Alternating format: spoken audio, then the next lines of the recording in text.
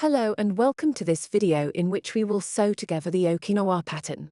This is a bohemian blouse or dress pattern with large sleeves and dropped shoulders. There are a number of variations, both in length and sleeves. The blouse or dress is an all-season piece that's easy to slip on thanks to its ultra-feminine front opening. Accessorize with necklaces, bracelets and scarves. It's the perfect garment to pair with a cardigan or sleeveless jacket. Let's start by looking at the different options available together. There are two possible lengths for the blouse. A short version, which stops at the top of the hips and looks great when worn with high-waisted trousers or shorts, and a version that reaches the buttocks, which can be bloused by wearing it with trousers, shorts or a skirt. Finally, the knee-length dress version is made from the bust of the short blouse. For the sleeves, Okinawa offers a Raglan armhole with a sleeve cap that can be embellished with your choice between long, wide sleeves gathered at the top, with a cuff bracelet, a three-quarter sleeve with the same features, or a flared sleeve that stops below the elbow. Finally, you can make the blouse or dress by keeping only the Raglan sleeve that reaches below the shoulder to make a simple short sleeve. Then for the neckline, the facing plackets create a beautiful opening at the front, closed by 3 buttons, which is perfect in summer and winter alike, as you can more or less open the neckline. The small mouse-style collar finishes off the neckline with refinement. Finally, the volume of the body is rather full and generous, with gathers all around the neckline. The skill level is intermediate to advanced. The main technical point of the pattern lies in the neckline and facing, both of which require attention to detail and precision. We've tested a number of different assemblies to find the best compromise for a collar that's easy to make but well put together. Finally, the long sleeve and three-quarter sleeve options require a little more time to assemble and also more precision than the flared sleeve at the elbow. The easiest and quickest version is the short-sleeved version with a simple hem. This blouse or dress has been designed to be sewn in warp and weft, in other words in a woven fabric that is not stretchy. We recommend the following fabrics: silk, batiste, poplin, viscose, plumetie, double gauze, chambray, rather fine linen, seersucker, and fine baby corduroy. The fabric should be fairly fine and fluid to ensure a nice fall at the gathers. In terms of supplies, you'll need appropriate needles for the fabric, universal needles in widths of around 80 or microtex needles for viscose. You'll also need fine woven interfacing for the collar, button plackets and cuff bracelets. Finally, you'll need 3 buttons.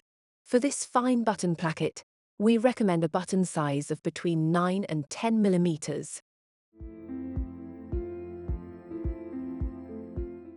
To give you an idea of all the versions you can make, let's take a look at the different garments we've sewn together. We'll start with this short version, with simple short sleeves finished with a hem. It's made from Ikatee Babylon poplin with Ikatee olive buttons.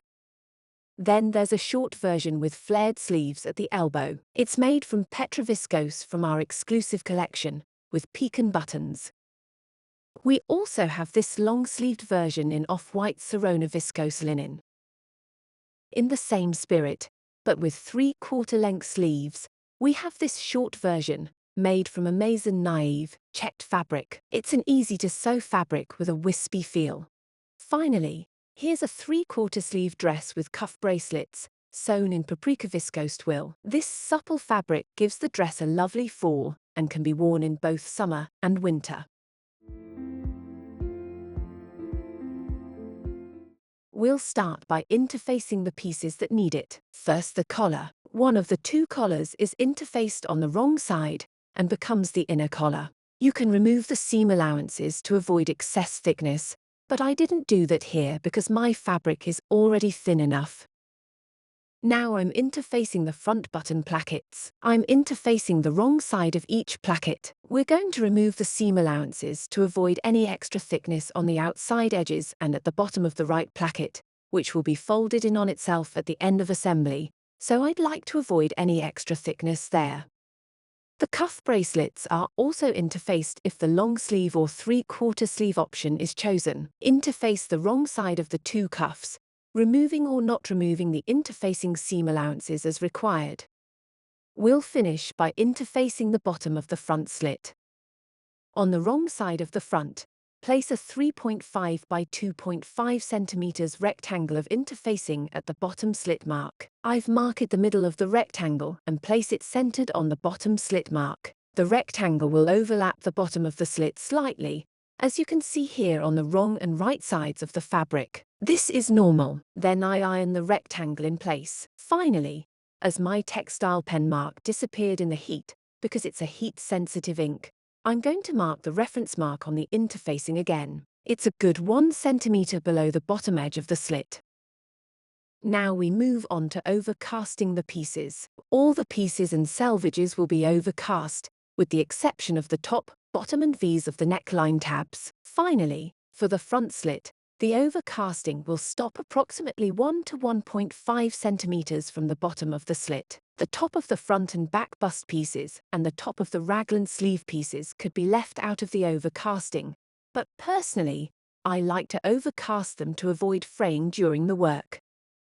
The pieces are then prepared by ironing the hems. For the dress, we start with the hems of the front and back skirts, making 2 successive tucks of 1 centimeter each. To do this, I start with the first 1 centimeter tuck using a ruler, but I could also do it by eye. I mark the 1 centimeter tuck along the marker and work my way along the edge. Then fold over the second tuck by 1 centimeter as well.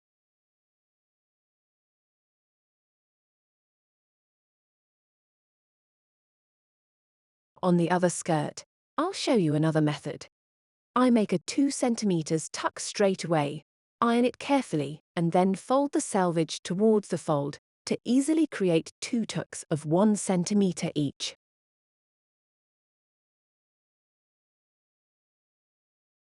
For the blouse, we're also going to prepare the hems by ironing a first tuck of 1 centimeter at the bottom of the back piece, then a second one of 1 centimeter again. I use this handy little ruler to iron my hems precisely. I then move on to the front.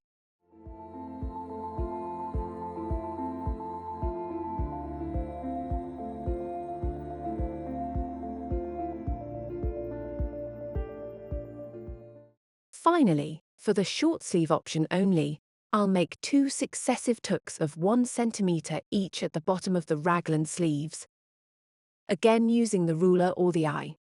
For all other sleeve options, these raglan sleeve pieces will be used as sleeve heads. They will therefore be joined to the long, 3/4 or flared sleeves and won't need to be tucked in. For the flared sleeve option, make 2 successive tucks of 1 centimeter. As the bottom of the sleeve is slightly curved, move the ruler as you iron to round out the tuck and iron very carefully to preform a nice hem.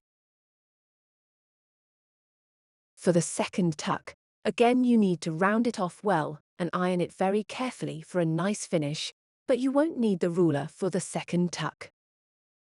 Next, I'll mark a 1 centimeter tuck first on the bottom of the interface collar piece. The easiest way here is to do it by eye without the ruler.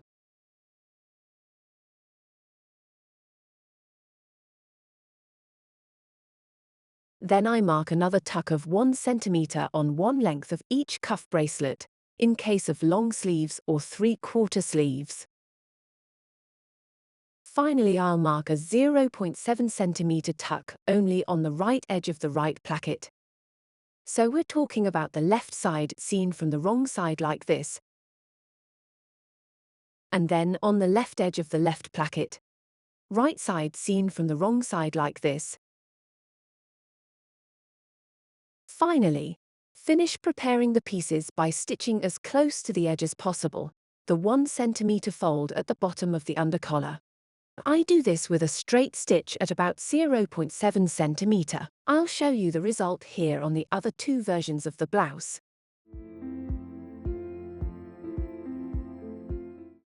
With right sides together, fold the left and right button plackets in half and align the central selvages. then pin. We'll then need to stitch at 0.7 centimeter. That's it.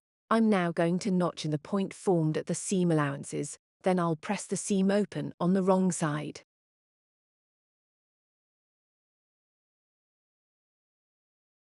Finally, I'll fold each placket in half with wrong sides together and carefully iron the center.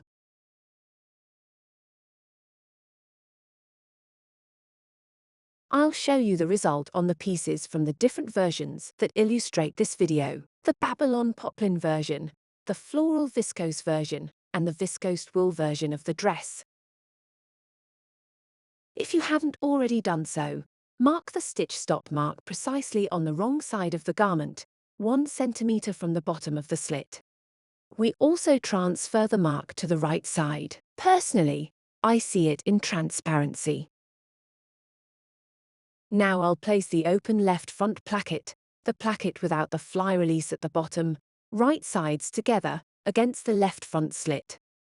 I will align the placket along the left front slit selvage, and line up the non-pre-folded selvage.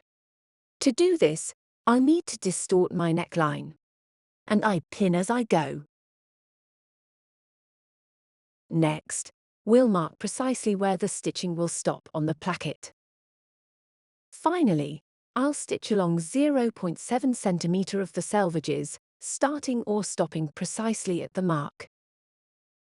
Now that it's stitched, we're going to place right sides together, the open right front placket, the one with the fly release at the bottom, along the slit edge of the right front. We're still talking about the non-pre-folded edge. Here again I pin along the edge. Then I'll mark the precise stop mark on the placket again.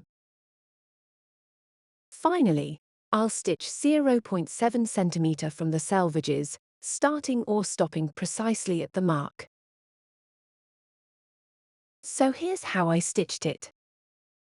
Next, at the bottom of the slit, we're going to open the seam allowances of the plackets, and we're going to notch the seam allowance of the front in a bevel right up to the last stitch of the plackets. So really, you need to stop just before the stitching, and above all not cut it. And another important point, we're only going to cut the front, not the plackets. Now fold the plackets in half heightways. The plackets will now enclose the front slits. Then tuck the bottom of the placket over the wrong side of the front piece. So place the right flap when worn over the left flap.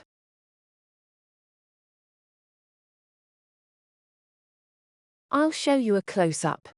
Tuck the plackets into their height and place the right placket on top of the left placket, tucking them in at the bottom on the wrong side. I'll show you how it looks on the wrong side. As here, there may be a tiny gap on the wrong side, but it won't show on the right side, so don't worry. We'll line up the edges of the tabs and hold them in place with a pin.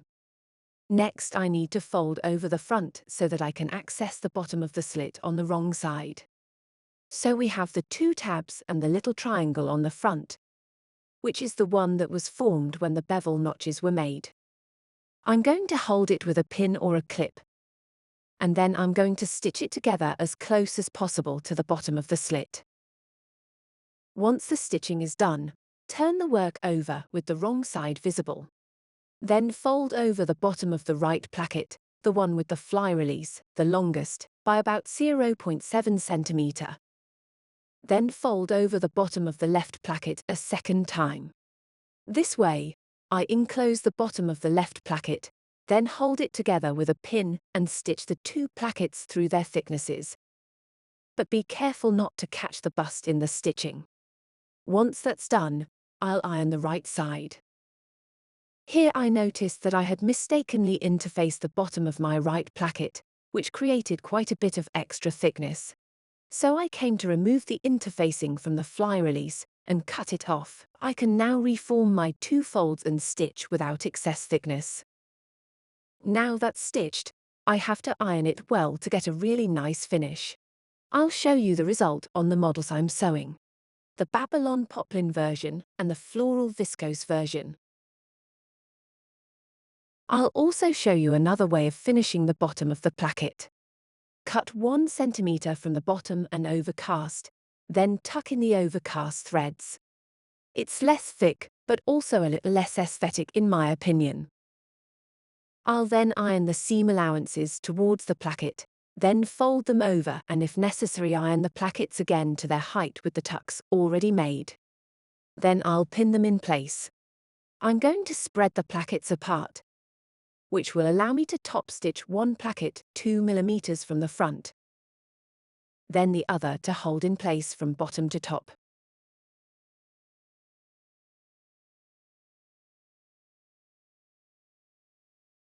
I'll show you the result on my current versions.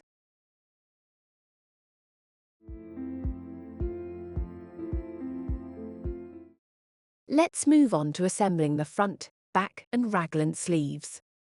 With right sides together, we're going to align the armhole selvages of piece number 7, the raglan sleeve piece, with the armholes of the front and back.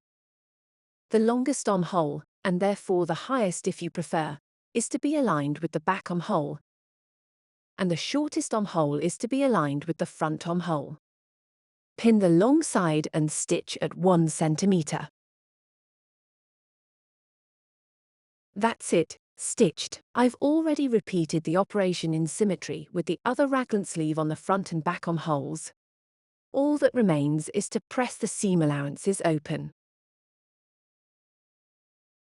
We're going to prepare the collar assembly on a gathering neckline. To do this, as shown here, we need to make 2 lines of gathering all the way round the neckline, using a long stitch and low thread tension. We started the stitching after the front placket and finished before the opposite placket. Be careful, of course, not to stop the threads at the beginning and end of the stitching. You even keep a good length free at the end of the stitch. Personally, I like to use different colored threads on the spool and on the bobbin so that I can quickly identify the bobbin threads.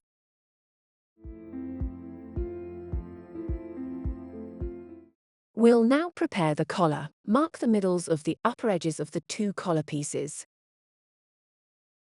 With right sides together, we place the upper collar piece, the one that is not interfaced, on the lower collar piece, the one that is interfaced. Align the top and side selvages and pin. It's possible that the interfaced underside of the collar will have shrunk very slightly with the interfacing heat set, but we'll stretch it slightly to align the top and bottom. I'll then stitch 0.7 centimeter from the selvages, starting and finishing 1 centimeter from the collar ends at the edge of the tuck lower collar. Personally, I start the stitching in the middle of the collar with a back and forth stitch and stitch along towards one end.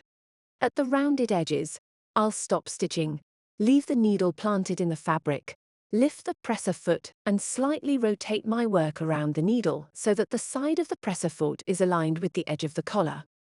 Then I lower the presser foot and do a stitch before repeating the technique, with the needle planted, the foot raised, the work pivoted, and so on. So you have to go very slowly to get a nice curve.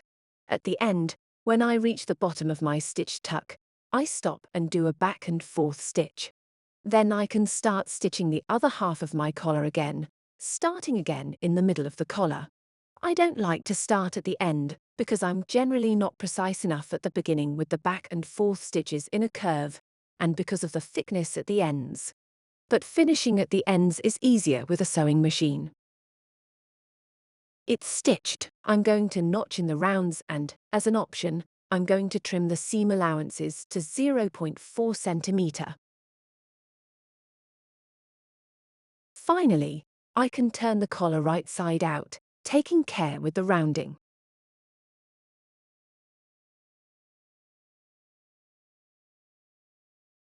I'm now going to open the seam flat, before folding the 2 collars completely wrong sides together, and I'm also going to iron my work well again. I'm going to take care of this whole operation so that the seam isn't visible at all on the front. Let's start fitting the collar. Right sides together, we'll align the unfaced part of the collar, in other words the top of the collar, with the outer edge of the neckline. First, we'll make the back centers coincide, and then match the collar markings to the raglan seams. I'll pin along the neckline as I go. The last mark corresponds to the edge between the neckline and the placket on either side.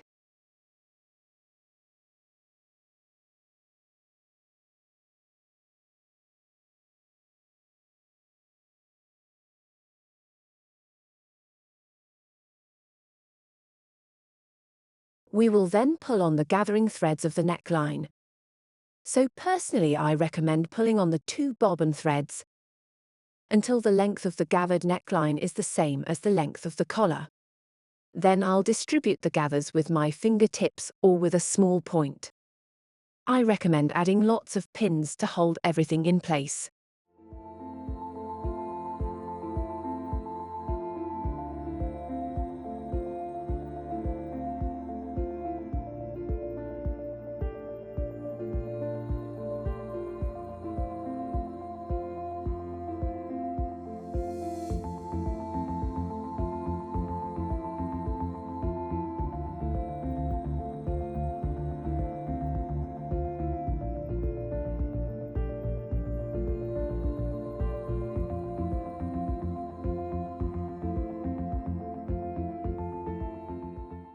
We'll be paying particular attention to the ends of the collar. This is always the trickiest part. The collar end must be aligned with the placket edge and barely protrude 1 millimeter from the placket edge. I recommend holding the ends in place with hand stitches to ensure nothing moves when machine stitching. Of course, we'll do the same at the other end of the collar. You'll still need to stitch 0.8 centimeter from the edge to ensure a nice finish in the next step. I recommend stitching with the gathers visible so that you can flatten them just before the presser foot with a point as you go along to avoid them lying down and forming bad pleats as they pass under the presser foot. Progress gradually without rushing, removing the pins as you go along just before stitching to ensure a more even stitch.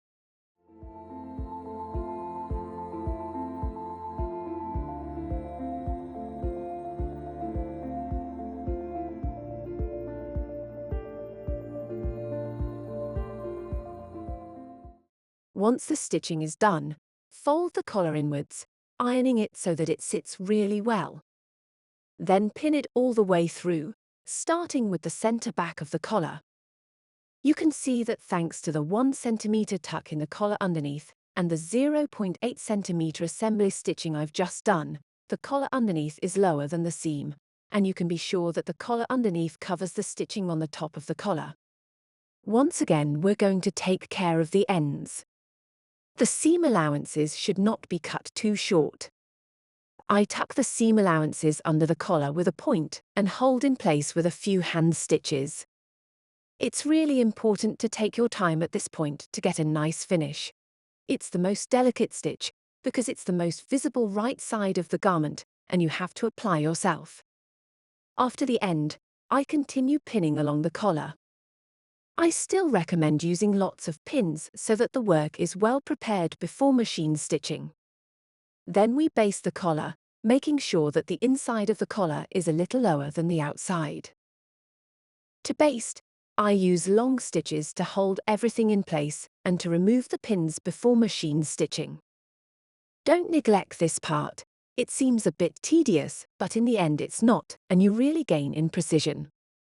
So I used a needle that was a bit too thin to go through the layers of this very dense poplin, and I'm having a bit of trouble piercing my poplin plus interfacing layers. Don't do as I did. Adapt the thickness of your needle to the thickness of your collar. I'll continue with the baste and get back to you as soon as I'm done.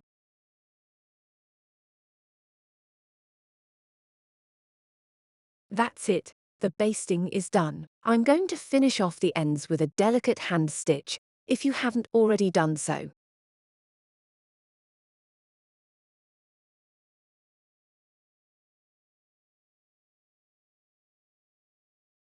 All that remains is to top stitch along the neckline, in other words, 2 millimeters from the edge. You can start top stitching at 1 centimeter from the ends if you have too much thickness at the ends. It's not a problem, as you've already held these ends with a hand stitch. Of course, your machine stitches must be made with a back and forth stop stitch at the beginning and end of the stitching, and I invite you to do this on the visible collar top. All I have to do is remove the threads with a seam ripper.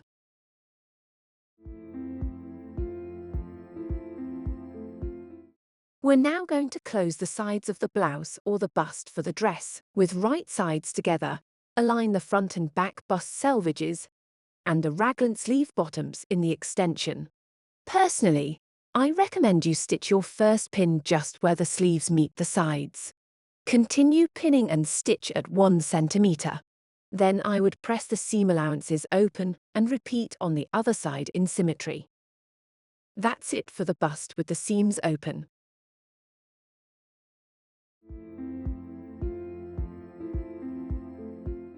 For the dress version, repeat the alignment of the skirt side seams this time. With right sides together, pin the side selvages and stitch at 1 centimeter before pressing the seam allowances open.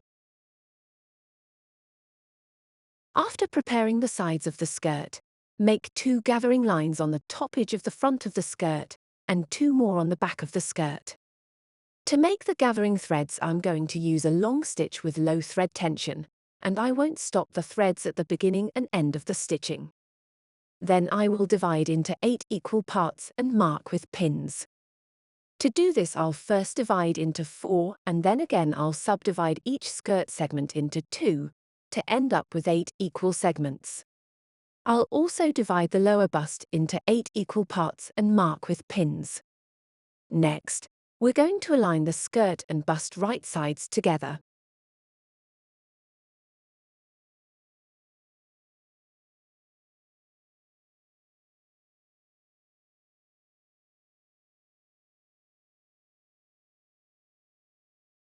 Start by aligning the seams on the skirt and bust sides, matching the pins, before repositioning them through the layers one by one.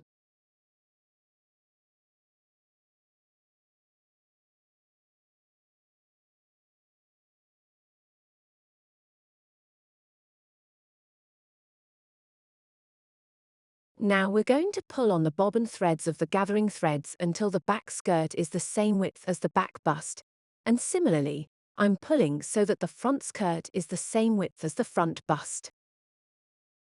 I work section by section. Once it's okay, we'll optionally wrap the threads in 8s around the pins at the ends to hold them in place, then we'll distribute the gathers with our fingertips or with the tip of a needle. All that remains is to stitch at 1 centimeter. Optionally, press the seam allowances open, which I like to do myself. The skirt is stitched, and I can optionally remove the gathering threads with a seam ripper. Next, I'll fold the skirt right side out. We'll now look at the sleeves. Remember that there are 4 sleeve options. With no sleeves added, the blouse or dress will have simple short sleeves formed by raglan sleeves with a hem, sleeves flared at the elbow, long sleeves or 3/4 length sleeves with cuffs. If you choose the sleeveless option, go straight to the next chapter, Finishes. We'll start with the elbow flare sleeve option. Right sides together, fold the flared sleeve in half, align the side edges, pin them and stitch at 1 centimeter before pressing the seam allowances open, which I've already done on my side on the other sleeve. You'll need to repeat the operation on your second sleeve. Now that's done, we're going to make 2 lines of gathers on the top edge of the flared sleeves, as shown here. We'll then divide into 4 equal parts and mark with pins. We also divided the bottom of the raglan sleeve into 4 equal parts and mark it with pins. With right sides together, align the flared sleeve with the raglan sleeve, aligning the seams and matching the pins. Then pull the gathering threads through the bobbin threads until the flared sleeve is the same width as the raglan sleeve. I'm now going to distribute the gathers with my fingertips. I recommend not making too many gathers on the top of the sleeves, but still making a few. You don't want too much puffiness, just a little volume. On the undersleeves, I also recommend not using gathers because it's actually prettier under the armpit to have a flatness, in other words, a flat effect. When everything is evenly distributed, stitch at 1 centimeter. Then of course you'll need to repeat the assembly of the other flared sleeve to the other raglan sleeve. Next, press the seam open with a flat iron. To do this, I'm using a G-net, a mini ironing board for the sleeves and collars. I'll show you the result on the 2 finished sleeves.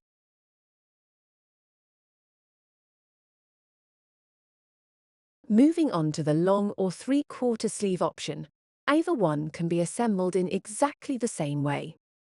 With right sides together, fold the long sleeve in half or, as in this case, the 3/4 sleeve, then align the side edges, pin all the way through and stitch at 1 centimeter. Then press the seam allowances open before repeating on the other sleeve. For our part, we've made 2 lines of gathering on the top edge of the sleeves and on the bottom edge. I advise you to use one colour of thread for the spool and another colour for the bobbin. Be careful not to stop your threads at the beginning and end of the stitching. I'm now going to divide the top selvage, which is the widest, into 4 equal parts and mark with pins. I've also divided the bottom of the raglan sleeve into 4 equal parts, and I'm also marking with pins. Next, we're going to align right sides together, a long sleeve or 3/4 sleeve with the raglan sleeve by registering the seams and then matching the pins, which I'm replacing through the layers as we go along. Then I'll pull on the bobbin threads of the gathering threads until the top of the sleeve is the same width as the raglan sleeve. I will then distribute the gathers with my fingertips, so generally on the underside of the sleeve, I leave an area without gathers, a flatness that will be prettier and more comfortable in the armpit area.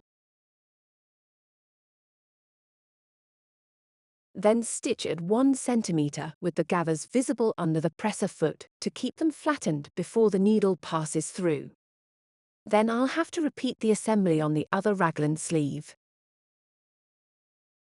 We'll prepare the cuff bands by folding them in 2 right sides together, in their height.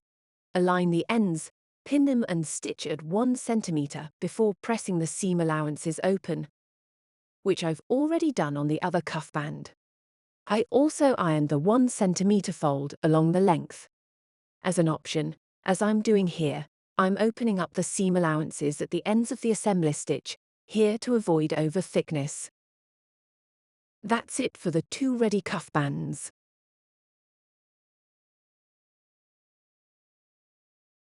We'll now divide the bottom edge of the sleeve into 4 equal parts, which I'll mark with pins.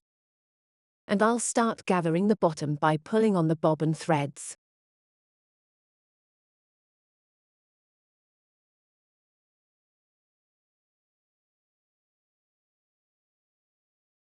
Then we'll divide the untucked edge of the tape into 4 equal parts and mark with pins.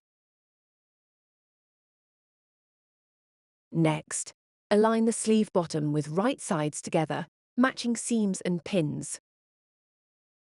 Then adjust the bottom of the sleeve by pulling on the gathering threads until the bottom of the sleeve is the same width as the cuff. Optionally, we'll block by wrapping the threads around the pins at the ends in a figure of 8, and I'll distribute the gathers with my fingertips again.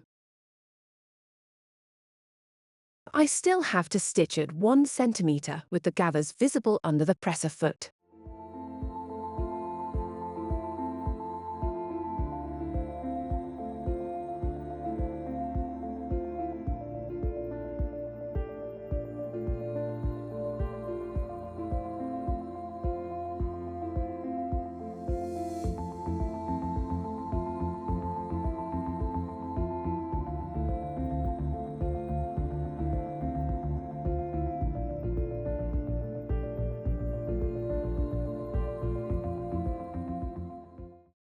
To easily sew the cuff band, which is a small, narrow piece, I put the presser foot inside the sleeve so that I could move the cuff along like a wheel.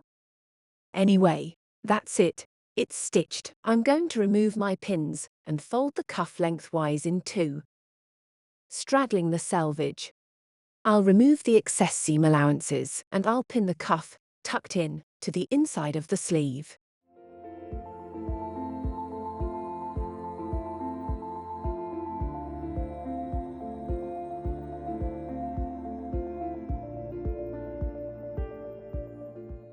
I highly recommend base stitching so that nothing will move afterwards when machine stitching. Then top stitch on the cuff 2 mm from the edge of the cuff. You can also top stitch directly, removing the pins as you go just before the needle goes through. As for machine stitching, I recommend that you place the presser foot in the wrist so that the stitcher can advance without difficulty, given the limited space you have to work in. That's it. Stitch away the basting threads and repeat the assembly of the other sleeve on the other wrist.